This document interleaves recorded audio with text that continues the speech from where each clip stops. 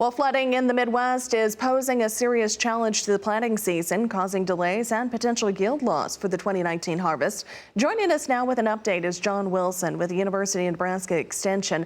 John, thanks for taking the time to chat with us today. What can you tell us about the impact that flooding can have on fields this year?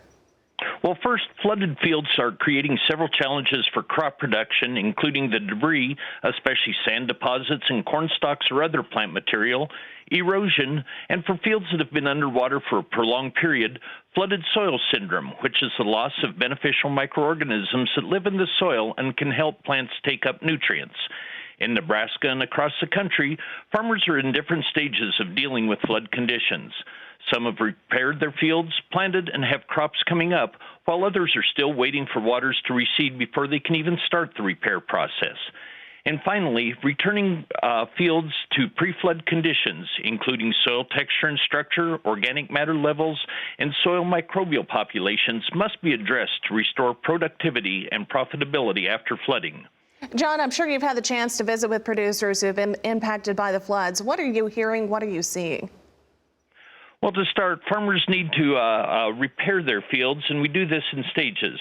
The first thing they need to do is properly address the debris and sedimentation in their fields. They must first remove excess sediment and plant material to manageable levels, then thoroughly incorporate and mix whatever remains into the original soil. Then physical damage to the land should be repaired. Use excess sediment, if present in the field, to start filling gullies, but use topsoil from other areas of the field to fill the final 2 to 3 feet of erosion. And the soil microbial activity must be addressed in fields that were covered with water for an extended period. To reestablish these fungi, producers should plant cover crops in the fields that will not be planted to a crop this year.